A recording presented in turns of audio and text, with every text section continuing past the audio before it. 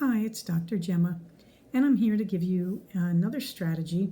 And this one, I swear, it's going to be the last of the holiday ones, but I wanted to get this done while I was thinking of it. And this strategy could best be called your ultimate holiday vacation calendar strategy. Again, I'm thinking about all the people who've written to me about being alone on the holidays, but also people who just end up, when they have jobs like mine, where your office closes for 10 days, like it or not, you have a vacation. So I want to talk about, here are some great things you can do for your holidays. And I'm actually going to give you a calendar piece by piece, and at the end I'll show you the whole calendar. And you can feel free to take a screenshot or look it up later on the video and take notes, whatever works for you, okay? But the real question is, oh my gosh, what do I do on the holidays? I feel alone, or I feel overwhelmed, or whatever. So here is my best bet, and you can use this any way you like, all right? So I'm looking at my notes here in case you're wondering how to pick up my phone and look at them. So first thing is, during the holidays, if you try to do it all at once, like December 26th will be clean all the closets day, you will rapidly lose the love of everybody around you. So let me suggest that you have, first of all, your calendar for every day. And what would good holidays look like if you had good routines every day before we get around to the real point of every day? Well, first, every day, oh, you're going to hate this one. It gets better after this, I promise. Every day you go to bed, or every night, by 10 p.m.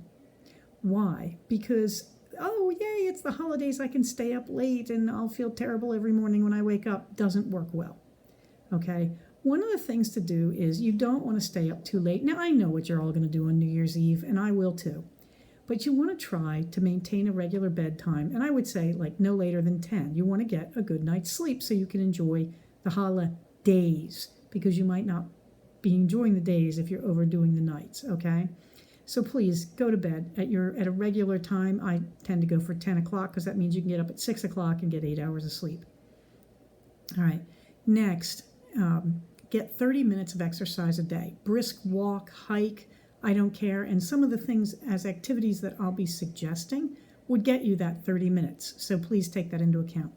But please maintain a healthy and routine regular exercise period every day. And hopefully you'll carry this into the new year as well when you're back at work.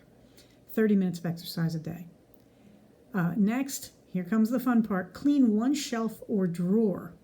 Just one. No more. Just one. I know you're looking at your pantry or your cupboard, or you're thinking, what a mess, I can't do it. That's right. So you're not going to do it. Not all at once. One a day. And that'll feel terrible for the first 3 days, and then you'll be able to see your progress. Just one. Make sure it's clean the way you want it to be clean, wiped down, repapered, rearranged, all the old stuff gotten rid of, whatever you have to do, but only one. This is probably not even going to take you half an hour, I hope. Okay? And then finally, because I know you're sick of this one already, do one load of laundry. Now, if you're living by yourself, adapt. But if you have a family like I do, one load of laundry. Just one a day, through the washer, and then, when you leave the house, you come back, you put it in the dryer at night, in the evening. But just get through one load. You'll be so much happier, and you'll have clothes. Okay, so now that we've handled that, let's talk about what you're actually going to do for fun with your week. December 25th. Well, first of all, delegate half those tasks, but meanwhile, cook for the week. If you're like most people, you're cooking a big Christmas meal. If you're alone, that's going to be really depressing. Either way, cook a lot more than you need and package it up for the rest of the week. Some suggestions. If you were going to buy like a 15-pound turkey, buy a 20-pound turkey, package the extra turkey meat. You can use it, and you can even pre-make a shepherd's pie with it. Put all those extra vegetables, pre-make your shepherd's pie. When you're putting all the food away, don't put it away. Put it into a shepherd's pie and put it in the fridge. Have it ready to go for tomorrow.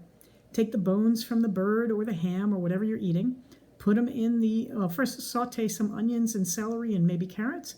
Put that in your Instant Pot or your slow cooker. Put the carcass of the bird or the bones of the ham, whatever, in there with it, and just let it cook. I put in an Instant Pot, I'll put water in to the maximum level, and I'll let that cook for 1 hour and then let it depressurize naturally. In a slow cooker, I might even let it go overnight.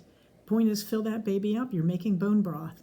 And then afterwards, you just strain it, and you've got quarts and quarts of broth for any kind of soup you want to make. And leftover vegetables from the feast can go into that, from your Christmas, Hanukkah, Yule, Kwanzaa feast can go into that, okay? The point is, make a lot more food than you need to. If you're making pies, make some extra crusts and just set them aside, freeze them, look all that up, that's okay. Because then you'll have it all ready to go. Since you're probably going to spend at least one day of your holiday in the kitchen, why not just really go for it? Go for everything instead of just making a few things and then wringing your hands and saying, there goes half my day. Make it your whole day. Cook for the week. Okay, now December 26th.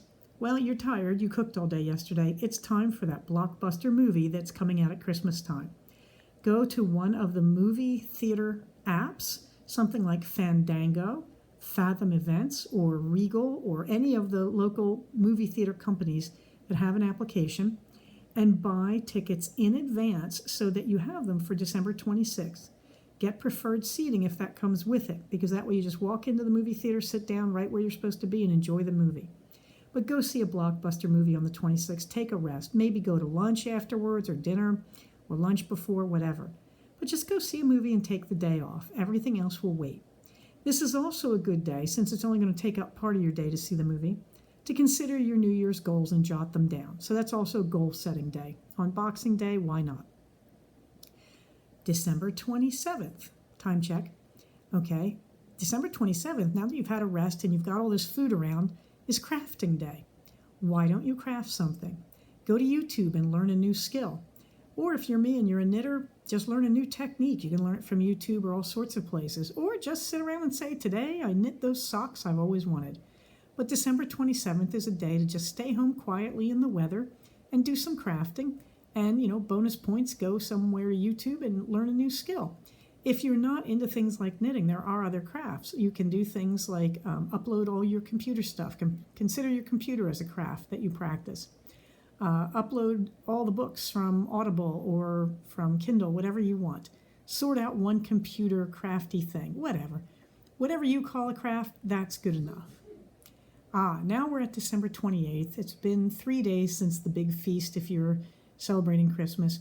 So December 28th is probably food restock day. You've had enough of all those leftovers. Now, I live on a farm far from everything, so it takes me a whole day if I really want to do it up. So do it up. Go to several different markets, starting at the cheapest one, so where you can buy the most, and just buy all the food you want to buy. Maybe you'll stop for a snack someplace or a cup of coffee wherever at your favorite coffee house. Be careful if you've got things that can go off in your car. But just go from store to store and do a massive food restock. Get ready to start your new year with a full pantry. December 29th. You've had a lot. You've run around, you've crafted, you've cooked, you've seen movies, you've set goals. It's time to slow down. Just take a walk someplace you really like, someplace special. Go take a hike in your local park or on a local trail. Go to the mall and just return all those things you didn't want. Or just wander around and stay out of stores if they're overpacked with people doing exactly that. But just go someplace special and have a walk. It doesn't have to be outdoors if you don't like the cold. Maybe go indoors someplace. Go see a site. We'll get to that on the 31st. But basically, walk someplace special. Go see a historic site, whatever. Go on a tour of a great house, something like that. December 30th. It's Great Book Day. Cuddle up with your great book and read all day, and don't let anybody stop you. What I would say to this one, too, is use hot drinks. This is the time to fill the slow cooker or the crock pot with Glühwein or mulled wine or mulled apple cider or hot cocoa. Or you can do this in your Instant Pot, chai tea. You can do all these in your Instant Pot or your slow cooker. Fill that baby up, get it ready to go, so all you have to do is stick a ladle in it and pour it into cups. But it's read a great book day, drinking hot drinks. Every time you get bored of the book, get up and write a thank you note. An email or, God forbid, one of the old-fashioned paper ones, which I happen to prefer. But, in between your chapters of your book, when you need to stretch, walk into another room and write those thank you notes, address them, and stamp them. They'll be ready to go. December 31st, it's Museum Day. Go to a museum. Spend the last day of the year learning something about your world, experiencing something positive. Go to a museum and enjoy it. Just walk around, maybe have a nice lunch in the museum, cafe, whatever, but go to a beautiful museum on the 31st. Just relax and walk around and enjoy it and get home early or get to that party early that you wanted to go to.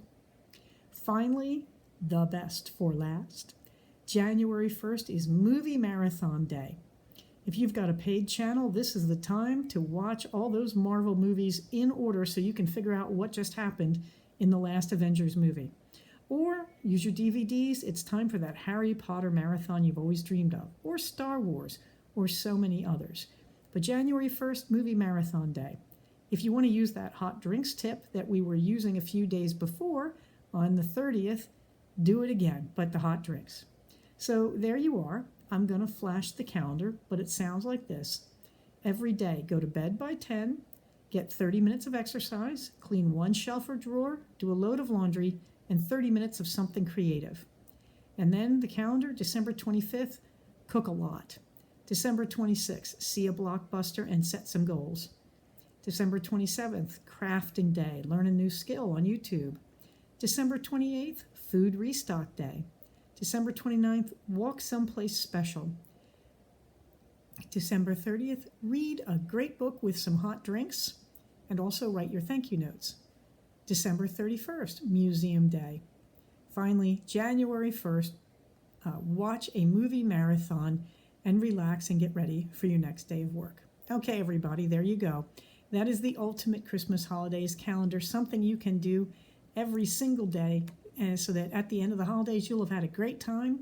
If you've been alone, you won't feel bad about it, and you'll have gotten a lot of stuff done and feel wonderful and ready to go back to work. There you go, everybody. If you enjoyed that, don't hesitate to drop me a tip at my coffee account. The link will be here in just a second if it's not overlaying my face even as I speak. In the meantime, don't feel obligated, but in the meantime, everybody, stay safe, take care of each other. Happy New Year's, and I'll talk to you soon. Bye-bye.